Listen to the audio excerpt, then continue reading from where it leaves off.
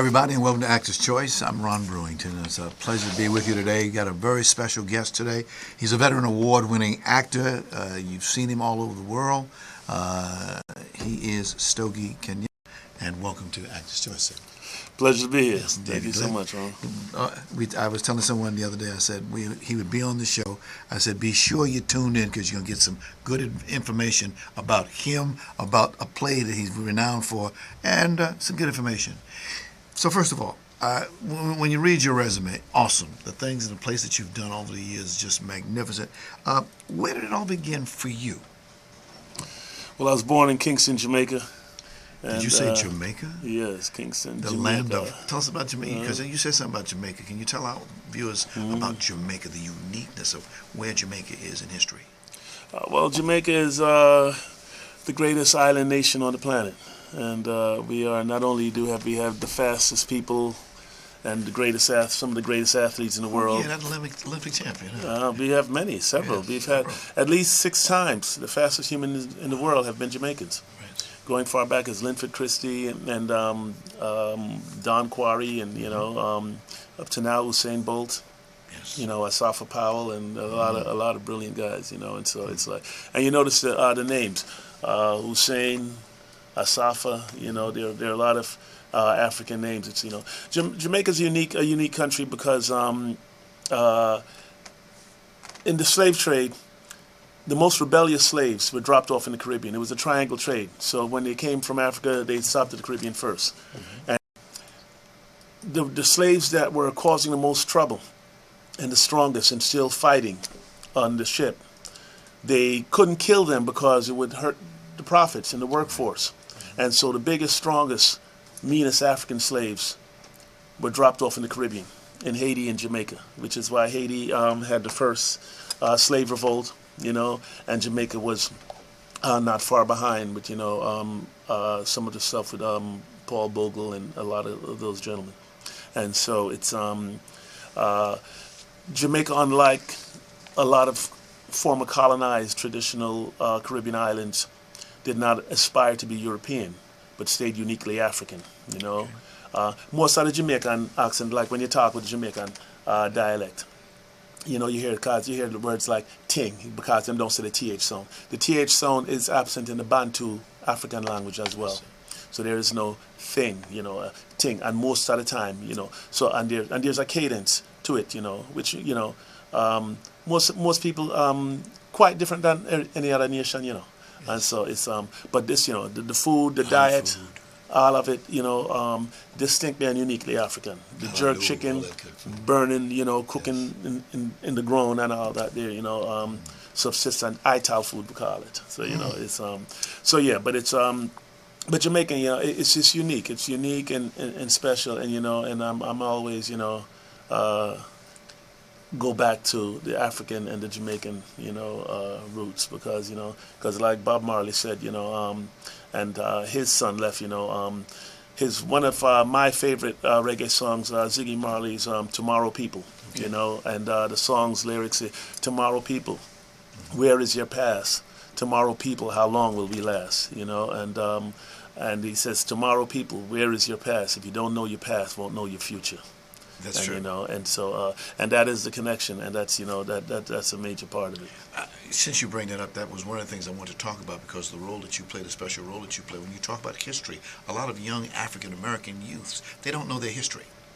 Yeah, this is true, and but I often say when I speak at universities and I do educational shows, I mention that we cannot get angry at young people for not knowing something we didn't take the time to teach them.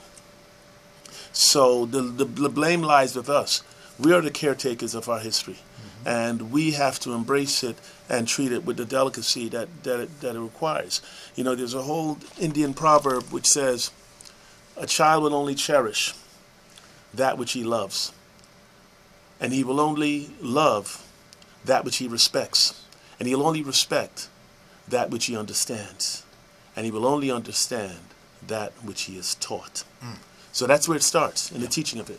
Because without the teaching and the understanding, then will come respect, and then will come the love. And with that love, you will preserve and protect it, and that is what, because we are the most unique race of people on the planet Earth. Yes, indeed. There is not another race on the planet Earth that has been this diverse, where we have all the way from China, okay, all the way through. There's not another cultural ethnic group that can say we have inhabitants in every single religion on the planet. Where if you go to 90% of Italian or Europe are Christian and Jews. Okay. In Africa you will get all of those. The Falasha Jews in Africa, you'll get Muslim, you'll get Christian, you'll get Catholicism. We are a unique diaspora of collection of that, and coming out of oppression as a race, there's no ethnic group that can say we endured 400 years. Right. Okay, the Holocaust lasted 11 years. They basically had a bad decade. Right. We are 400 years in, and there's no other nation on the planet Earth where you can say the law of the land was if you teach a black child to read, you're going to go to jail. He's going to go to jail for learning how to read, and you're going to go to jail for having taught him. So it's a discrimination in health, education, and welfare. And out of that was born this group of Africans that created every form of music on the planet Earth, except opera and classical.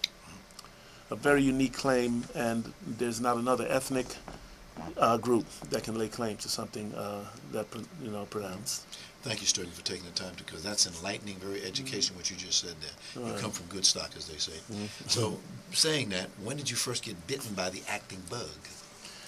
Well, I've always, I saw my first play in Jamaica. My grandmother took me to a pantomime, and it was very colorful and bright, and the applause and the pageantry. And so I fell in love with performing in that sense, even though I didn't know it and had not performed. But I knew that there was something about being able to capture a moment and an emotion in the whole thing. And growing up, I always spoke well. And my mother was an English teacher. What city? I grew up in Brooklyn, and I got there at around 8 years old. And my mother was a former school teacher in Jamaica and worked as a librarian among several jobs that she had. And so the reading and the speech came hand in hand, so it's, and I started pretty young, because by third grade, I was doing the MLK speech, at assemblies and different things like that, and it was like, they would say, oh my God, he sounds just like Martin Luther King, and so that whole thing, so it was very early, but I always knew that I would have a life in the theater. That was always my thing, to live out my life on stages. Okay. Yeah. You had to go through some training. Could you talk about the training that you went through? Outside of, I started, by high school, I was one of the finalists in the New York State Theater Competition, with John Houseman. John Houseman, yes. And so I was one of the top 50 finalists in that. And so it was, did Oedipus Rex and the classics as well as contemporary. And so, I knew that. I also studied with Ernie McClintock at the Afro-American Studios in Harlem, with Al Fan Theatrical Ensemble. A huge influence on me. And I worked at Henry Street Settlement with Dick Anthony Williams, and and Bill Duke would make appearances there. And so New York was just very rich with all of that, So between that and sports, that was, my passion, It was acting and ball. And that's all. When you say classic training, can you define that, please? Well, classic training is technique and everything from the method all the way up to, presentation, learning how to take care of speech, diction, There's acting where people learn how to read, and I find a lot of that here where it's just reading. There are people learning how to read, okay? And but the classic training goes with character and carriage and, structure, and we have exercises where we do beasts, trees, forest. Every syllable in the word is spoken. Diction. There are many actors now, and it's young and older actors, who have terrible diction. And the diction they have in their everyday life, they take it on stage. So depending on when because there are times I speak rather eloquently and distinctly in the Robeson because I know he's an educated man, and and so you speak, and as opposed to talking, because people say, well, what's the difference? Well, the difference is like hell, babies talk. It's how the baby's talking, okay? They ain't saying a damn thing, but they're talking. You know what I mean? And so speaking is differently, and so classical training knows how when they say to take camera. And taking camera means, you go like this. You would know stage camera right, camera left, okay? And you would know reversing, not, all of those things. And so it's essential. I think it's essential because it helps you at times where, there are many times when I'm traveling and doing the show in different places where you don't feel like doing slave theater or theater in general. You get, but you fall back on technique. And in the course of a 2-hour show, you're going to have to need technique quite a bit. Because there's a lot of folks out here on that's watching this show today that want to be an actor. And by the way, if you want to talk to Stogie, give us a call at 323-965-1600. That's 323-965-1600. As you say, a lot of actors have to go through this specialized training. A lot of people, when they see an actor, they think, well, gee, that's easy. I can do that. Mm-hmm. Is it really easy being an actor? No, that's an immature view if you look at it. It's not, anything that you get paid for isn't easy. I mean, baseball looks easy till you play. Right. Basketball, you can stand there and make a couple of free throws. It looks easy. Mm-hmm. It's like, no, you can... oftentimes people confuse acting with being a celebrity, where you're playing yourself. Mr. T played Mr. T. Yes. He played a similar character in the movie, and that worked for that movie. But did he play anything else, really? You know what I mean? So there is the ability, when it's done effectively and correctly. No, it's not easy, but it's a process, and easy is determined by your level, your skill level, okay, and how much work you've put in it. So gotcha. So when did you get your first break as an actor? Well, I came here to do film and TV, and after I got out of film school at Cal State Long Beach, where I studied film and political science, mm-hmm, and my first show was Sanford and Son with Red Fox. Red Fox. And then I did a small thing on White Shadow, which was one of my favorite shows, and I was very excited about that.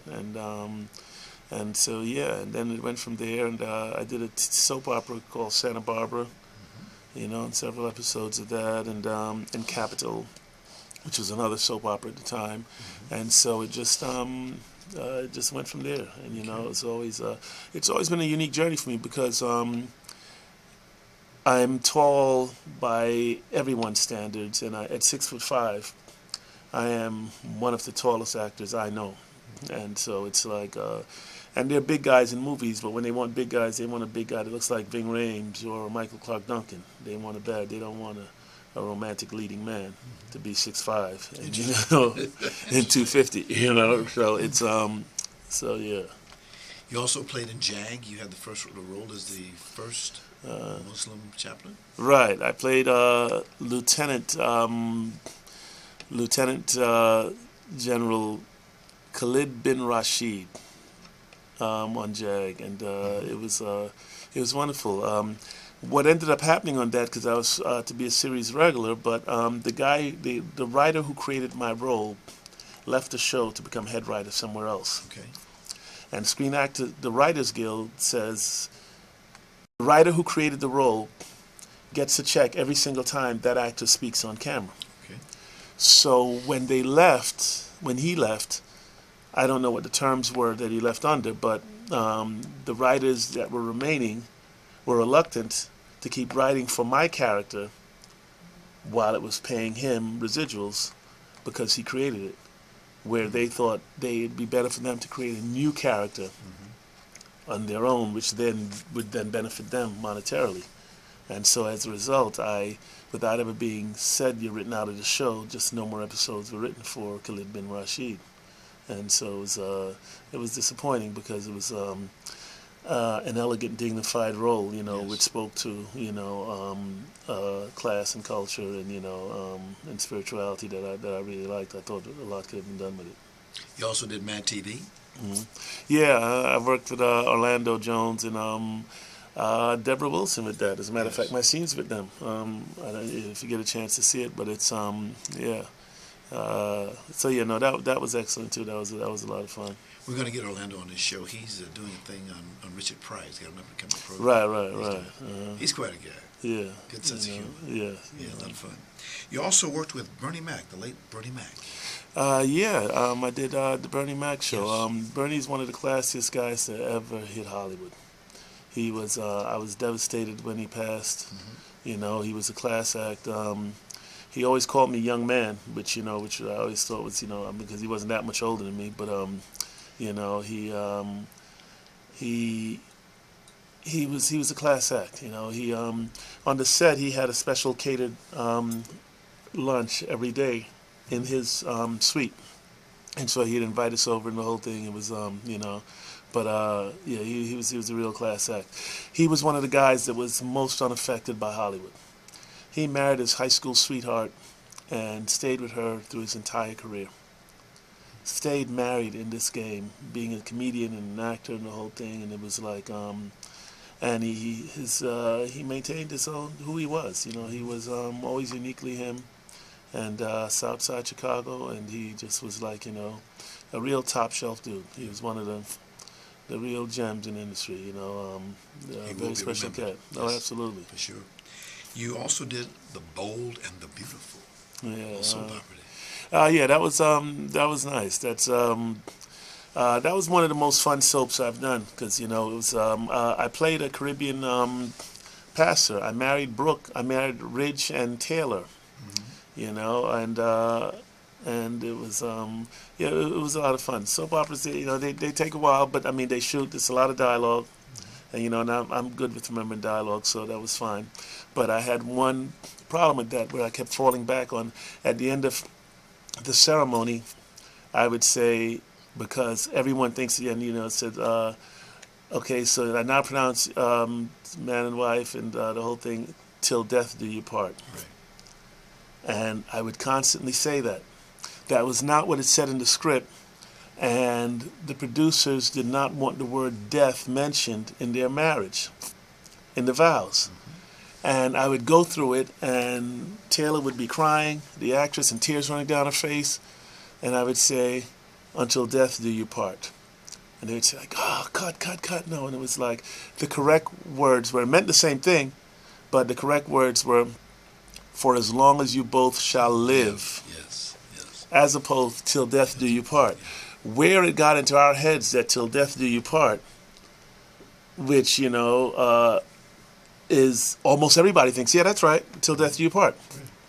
But it is sense. For as long as you both shall live, which is the same damn thing. But it ends with live as opposed to death. Yes.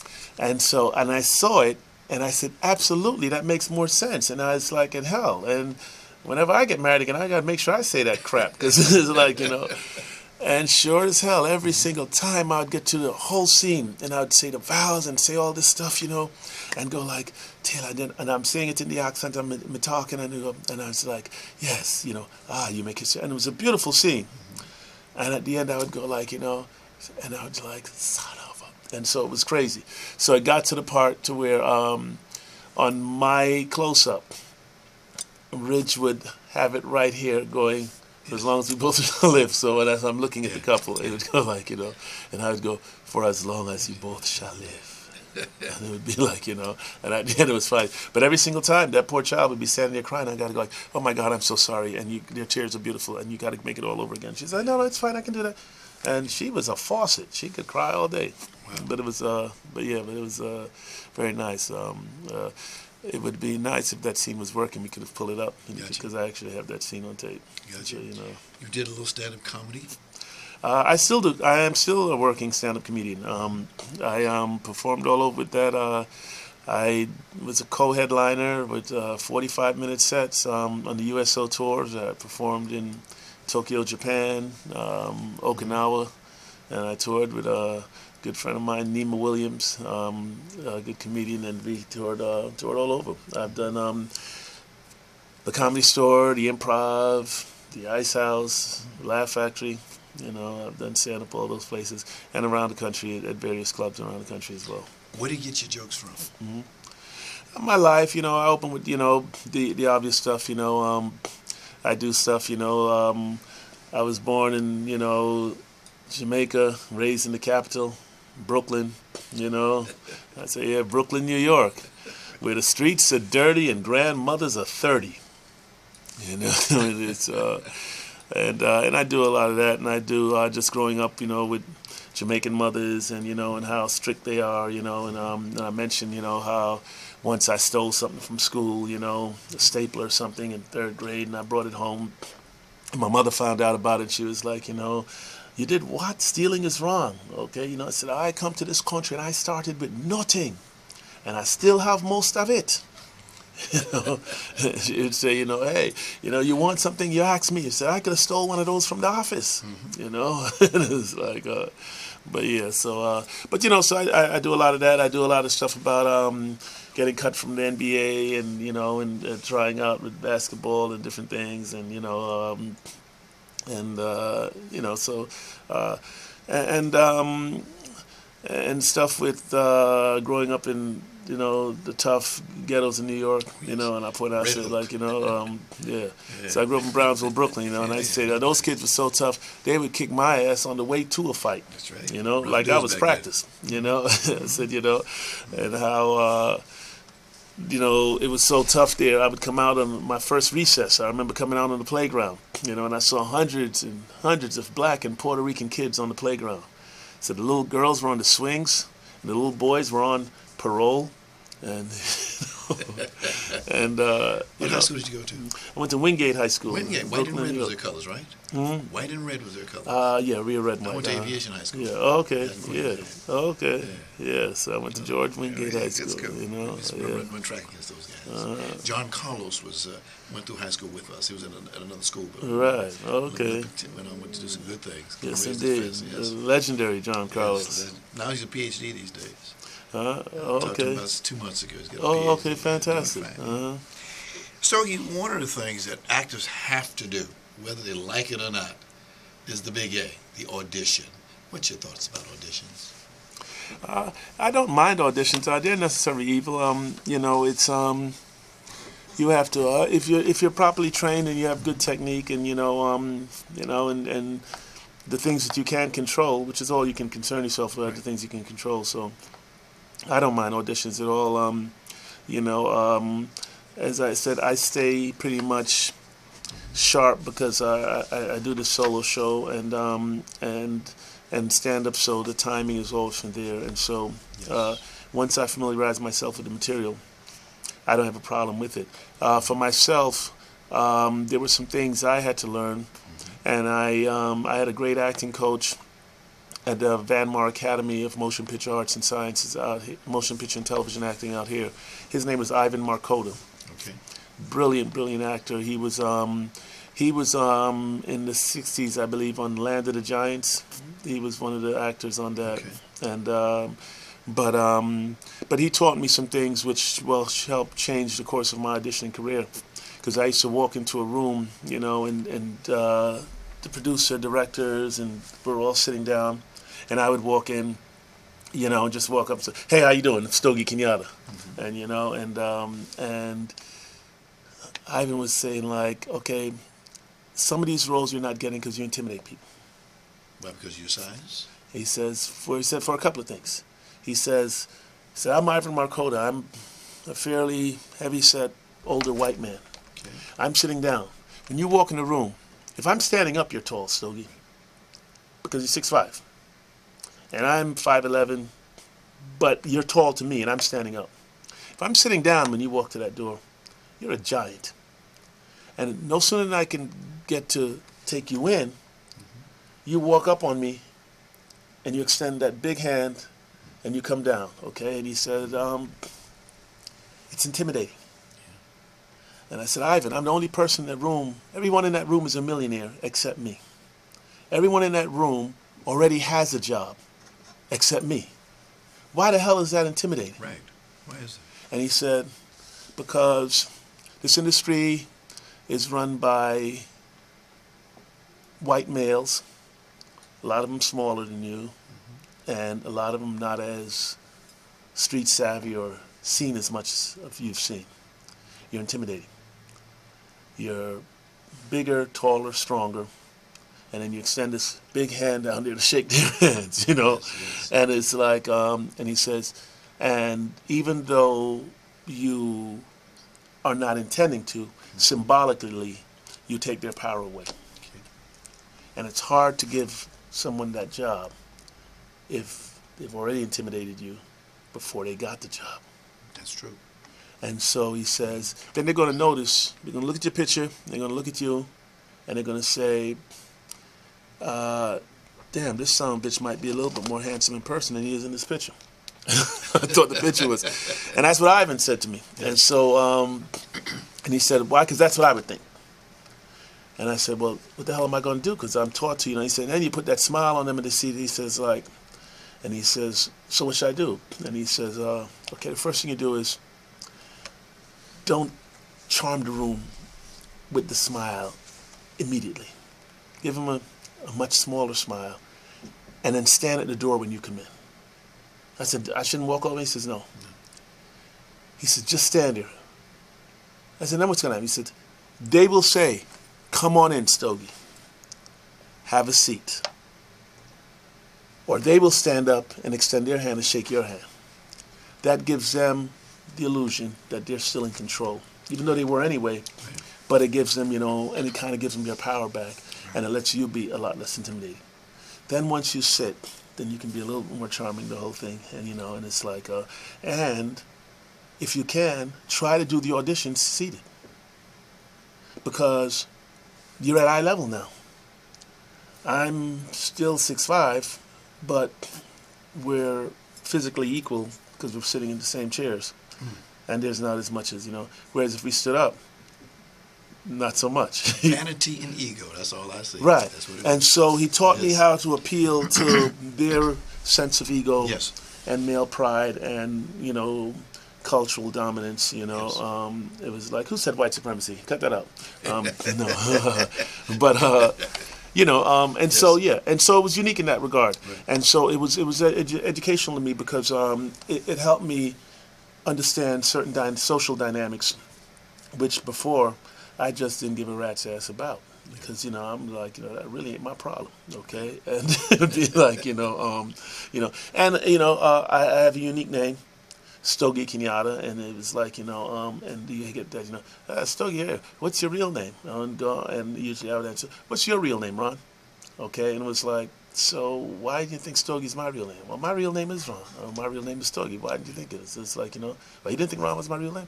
You didn't think Stogie's my real name? It was like, you know, and I said, like, why? It's like, no. It's like, you know, it's like, why? It's like, well, it was a little culturally disrespectful, okay? Because me as a descendant of proud Africans, okay, from that great continent, yes, where your people brought those enslaved Africans, because a lot of times say we brought slaves from Africa.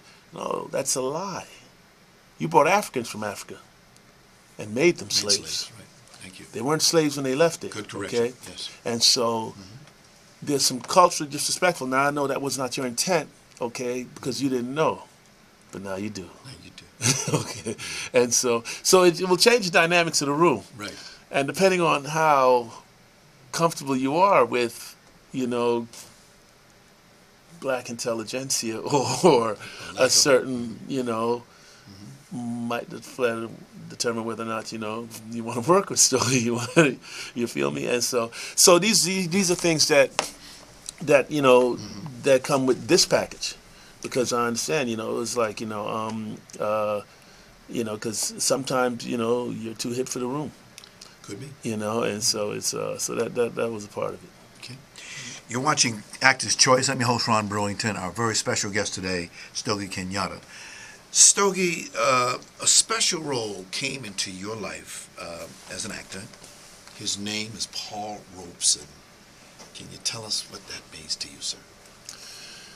Well, Paul is He is like a soulmate and an alter ego to me.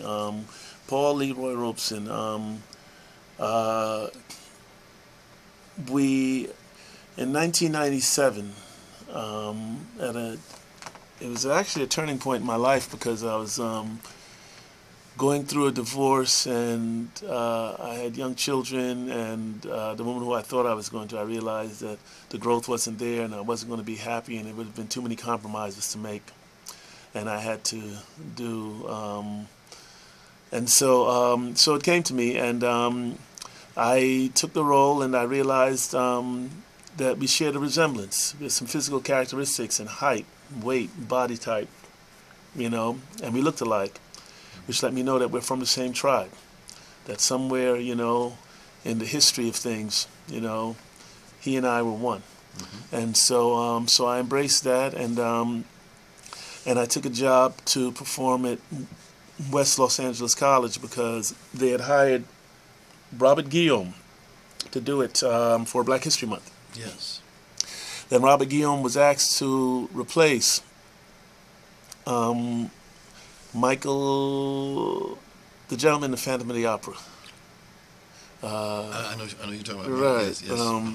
And so Michael, he was going to take over in Phantom of the Opera. And so then they were going to do Grant Bush, the actor. I don't know. Grant, he's just disappeared, but he's a fine actor at the time, but he's since disappeared. And he was going to do it. Then he got a film project, and so they asked me if I could do. Well, Reggie Dorsey suggested that I would be the best person to do it because I was brilliant on stage, and and could probably pull it off. And so they asked me to do it, and I came in rather than interviewed for it, and they gave me the job. And so it came with a check, so I was happy to have it. And then I looked at the source material, and I saw a video of the Broadway version, which was done by the great James Earl Jones, yes, and a piece written by the recently dearly departed Philip Hayes Dean. And I saw the piece. And why I liked the piece and I respected it for its intention, I thought, oh, it's awful for me. And it's not my vision of Robeson. So, their piece opened with, he turned around, he was an older man, and he was at his sister's house where he'd retired in Philadelphia, and they were having a tribute to him at Carnegie Hall with Harry Belafonte, and his first lines of the play was, "I did not want to go to Carnegie Hall. But my sister said, oh, Paul, they're honoring you." I said, "Oh, God, for you. Okay, fine. For you, Eslanda, I will go." And he turns around, he's full tuxedo. And so they sung 18 songs in the Broadway version. It was 2.5 hours and 18 songs, and it was told in recall. It had different things, but a lot of it, and so I didn't. So I rewrote the piece from a totally different perspective, where I didn't even open as Robeson. I opened as his father, William Drew Robeson. Okay. In 1845, escaping from the Robeson plantation in Raleigh, North Carolina. Harriet Tubman brought him on the Underground Railroad to Philadelphia. And so I would later do that place where he was dropped off at, which is now the Harriet Tubman Slavery Museum, okay. Underground Railroad Slavery Museum. Mm-hmm. Nevertheless, so I rewrote the piece, and it took a life of its own. The piece, prior to me putting it on, only one person saw the show. I wrote it in, I have a unique writing style. I come from the Sid Field screenwriting background, okay. And I'd never written a stage play before. I'd written screenplays. I'd written around 7 screenplays at that time, and this is my first stage play. But I used the same technique, which was I write the story, the beginning, middle, and end, and then I develop characters around it that I'm going to have that will take us through the story, and then I do, the cards and the scenes and which scenes, which way, to make it dynamic, and so and that was what I did, and so I also put together a soundtrack, and which was all period music from the Harlem Renaissance all the way up.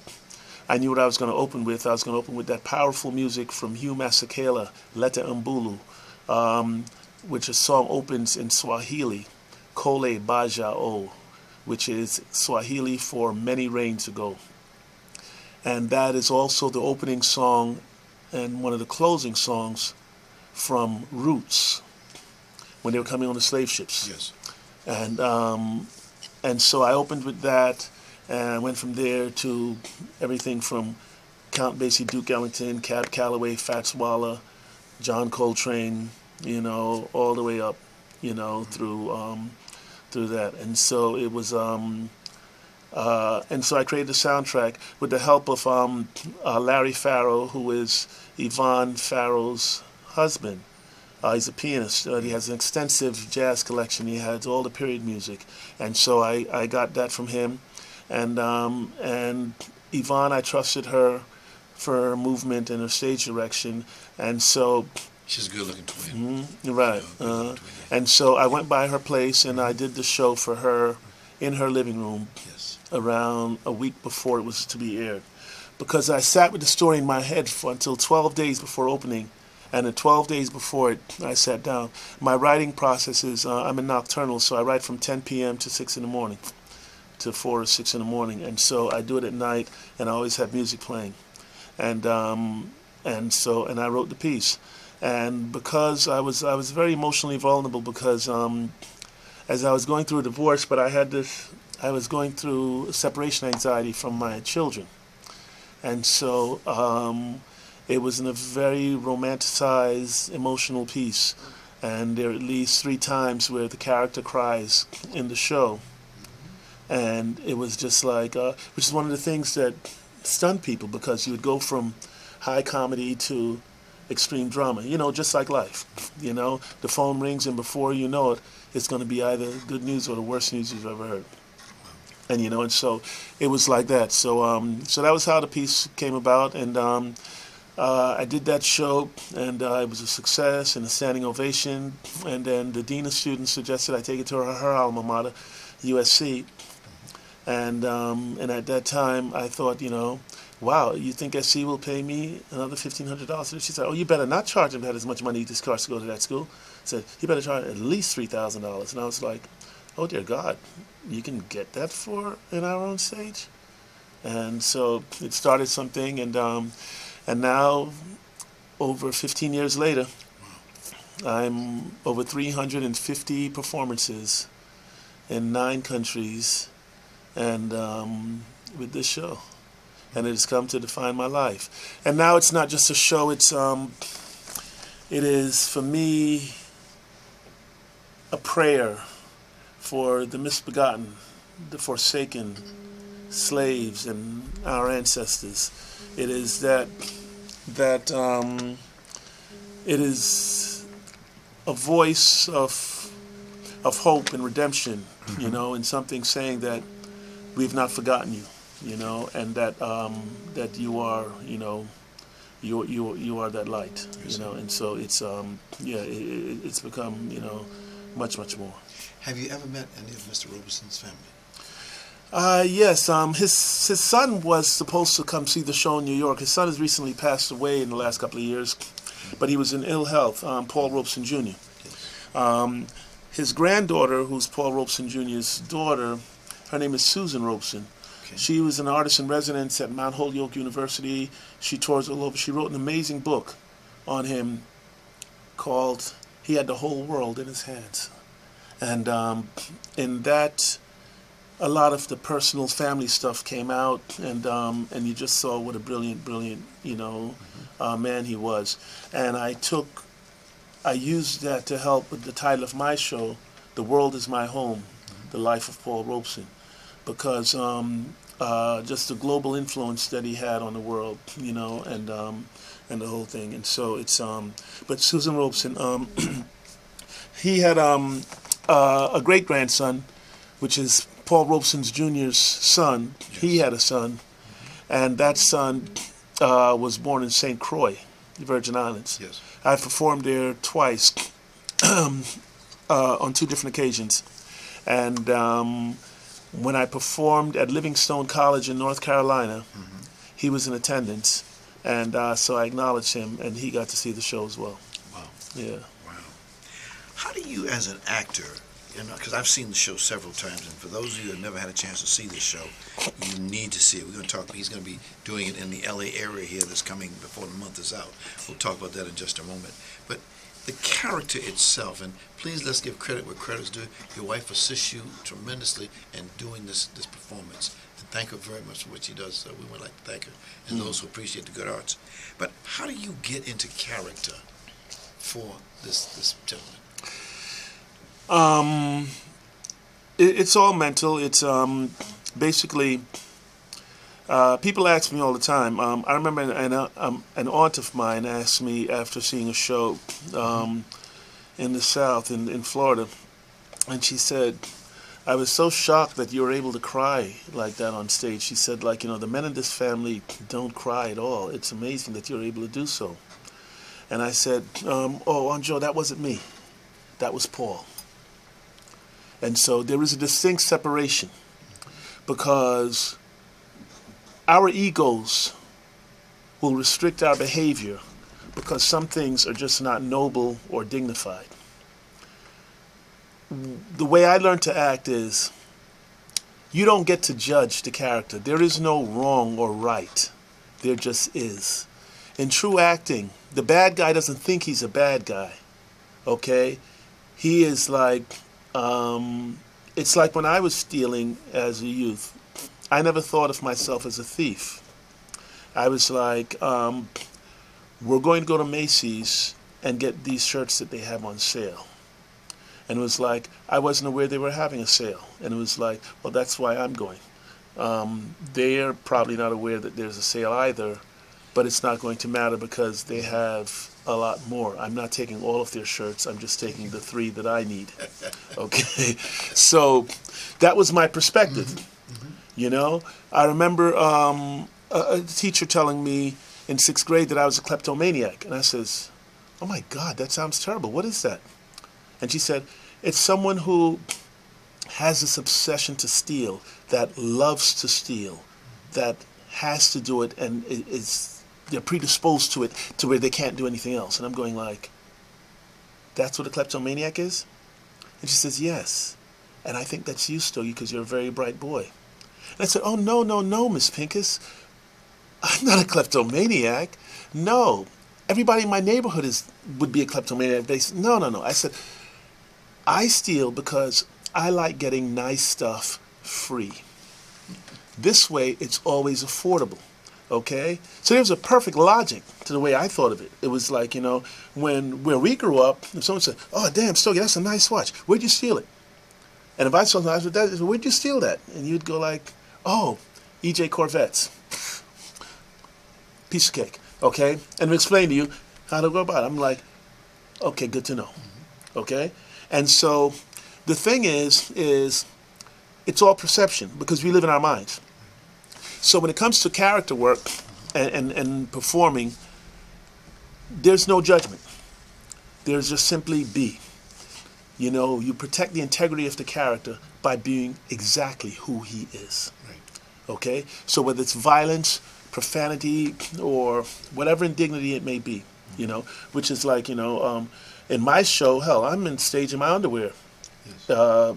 At some point playing a boy, and at some point, people go like, and I remember my mother and different people, and my wife would be like, okay, we're gonna have to make another underwear change. No, too much. I have no shame because there is that separation. When I'm performing in Paradise Island, Shakespeare in Paradise Theater Festival, I'm staying at a 5-star resort. I'm a guest of the U.S. Embassy. U.S. Ambassador Nicole Avant, Clarence Avant's daughter, USC graduate, Los Angeles, okay. Our great President Obama appointed her ambassador to the Bahamas, and she hosted the show. So I'm there. I'm not in the mood to be a slave at 7 p.m. tonight, but it's sold out.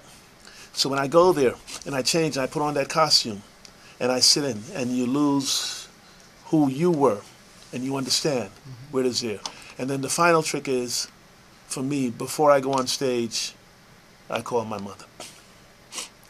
I call my mother. She loves theater, she loves the arts, and she loves my show. And when I've gone to the first trip to Barbados, St. Croix Virgin Island, Paradise Island, on every single one of those trips, the host provided a room at the resort for my mother. And for Barbados it was my mother and my Aunt Peggy. For St. Croix it was my mother.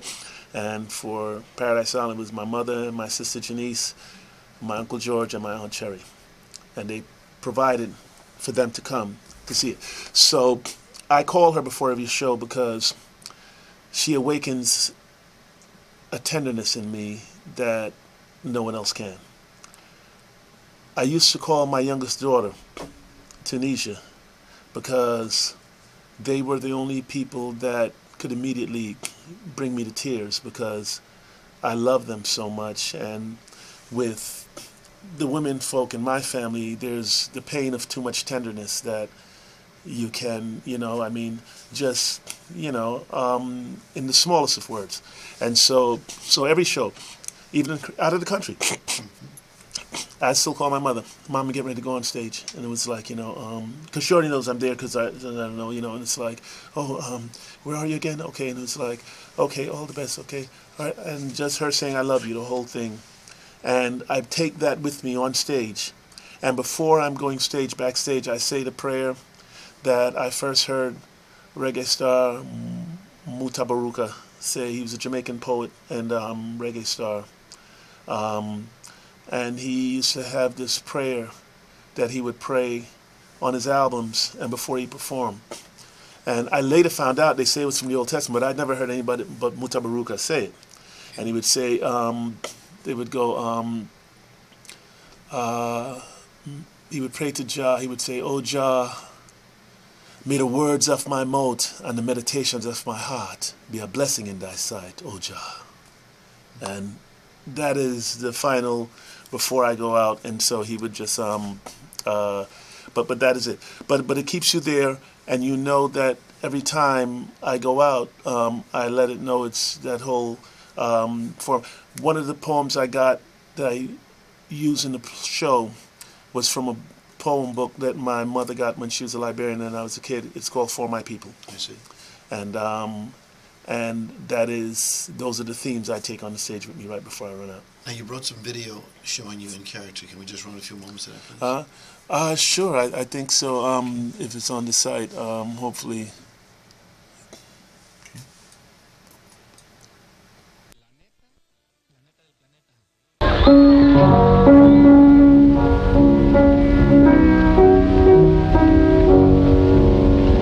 I dreamed I saw Joe Hill last night, alive as you and me. Says I, but Joe, you're 10 years dead. I never died, says he. I never died, says he. In Salt Lake City, Joe says I am standing by my bed. They framed you on a murder charge, says Joe, but I ain't dead. Says Joe, but I ain't dead. The copper bosses killed you, Joe. They shot you, Joe, says I. Takes more than guns to kill a man, says Joe, I didn't die. Says Joe, I didn't die. And standing there as big as life and smiling with his eyes, says Joe, what they can never kill went on to organize. Went on to organize. Joe Hill ain't dead, he says to me. Joe Hill ain't never died. Where working men defend their rights, Joe Hill is at their side. Joe Hill is at their side. From San Diego up to Maine, in every mine and mill, where workers strike and organize, it's there you'll find Joe Hill. It's there you'll find Joe Hill. I dreamed I saw Joe Hill last night, alive as you and me. Says I, but Joe, you're 10 years dead. I never died, says he. I never died, says he. I never died, says he.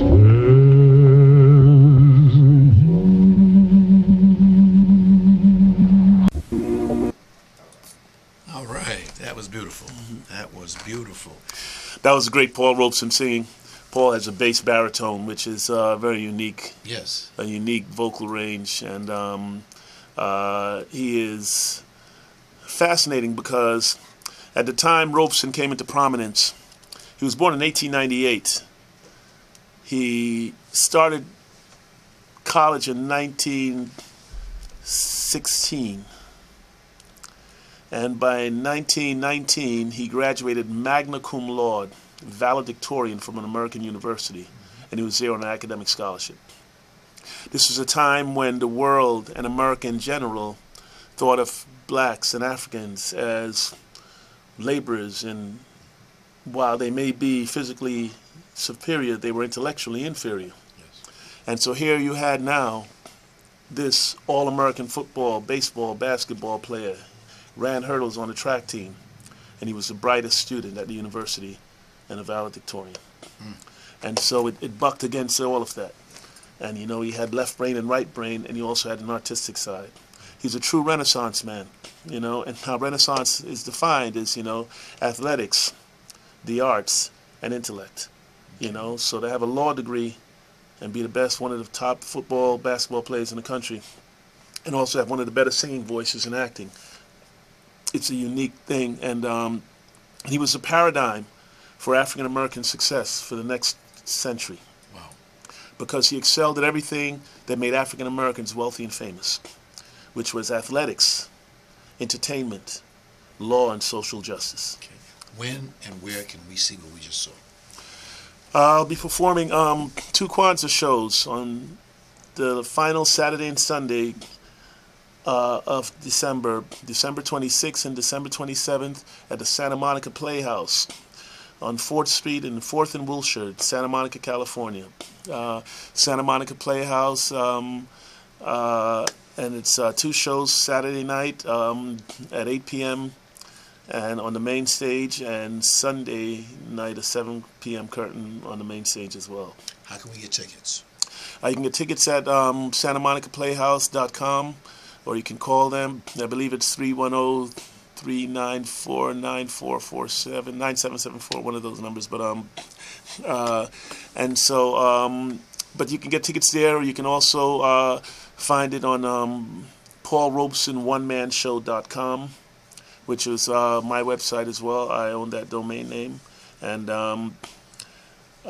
yes, and so you can do that there, or just call information, you know, and it's, yeah. What's it like doing a one-man show as an actor versus being on a set with a lot of other actors? Well, it's definitely harder.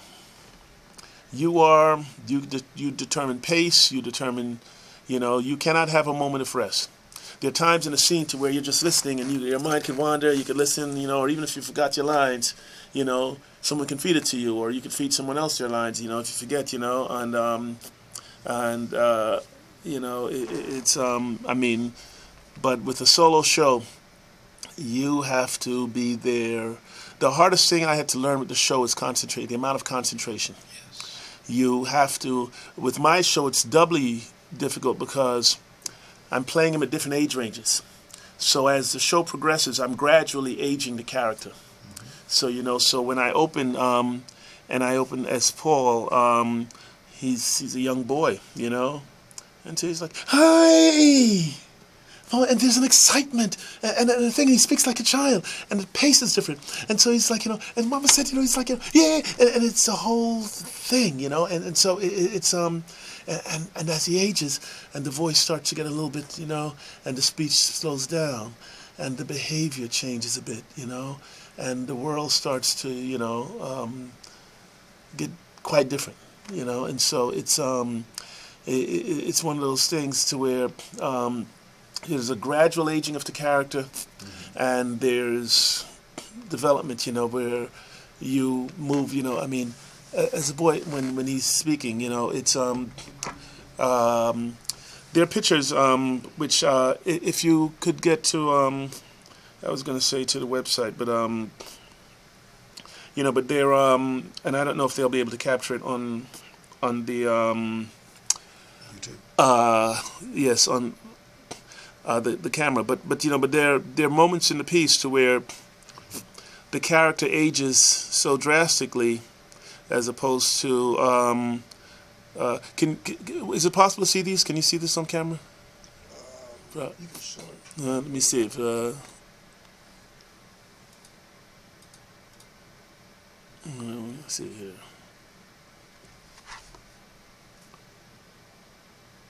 Okay.